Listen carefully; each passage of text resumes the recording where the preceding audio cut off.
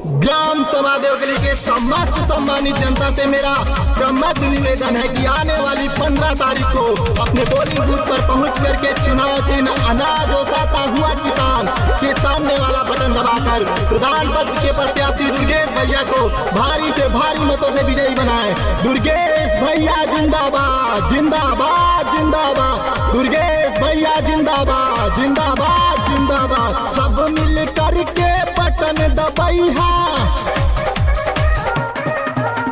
सब मिल करके बटन दबैहा, जीत के सेहरा सजैहा, तू भैया के फिर से जीतैहा, तू भैया के फिर से जीतैहा।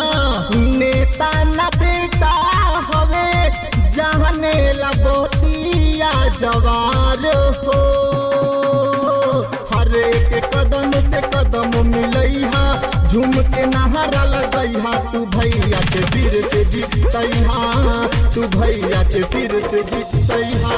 हर दिल में रहने वाला चहेता चाहिए, अरे हर दिल में रहने वाला चहेता चाहिए, हमें कोई नेता नहीं, दुर्गेश भैया जैसा एक बेटा चाहिए। जन जन का है ये ऐलान, अनाज ओसाता हुआ किसान, जन जन का है ये ऐलान, अनाज ओसाता हुआ किसान।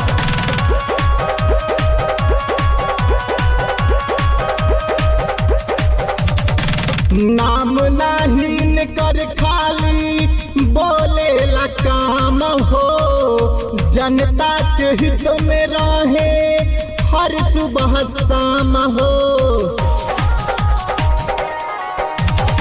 नाम नाहीन कर खाली बोलेला काम हो, जनता के हित में रहे हर सुबह शाम हो।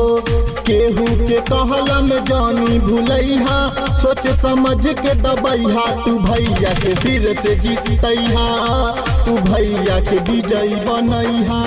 लोग आते हैं वादा करते हैं पर कोई नहीं निभाते हैं, हरे लोग आते हैं वादा करते हैं पर कोई नहीं निभाते हैं। दुर्गेश भैया तो अपने घर के बेटे हैं, हर जरूरतों पे काम आते हैं। जन जन का है ये ऐलान, अनाज ओसाता हुआ किसान, जन जन का है ये ऐलान, अनाज। चाचा चाची माता बहिनी सब करे मांग हा, दुर्गेश भैया जी के फिर से डिमांड हा।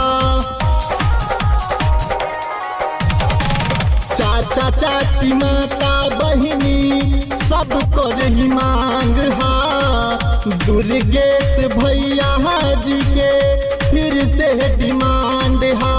राजा किशन के न बतिया भूलैहा, इन्हीं के विजयी बनैहा, तू भैया के फिर से जीतैहा, तू भैया के फिर से जीतैहा। ध्यान दिया भैया।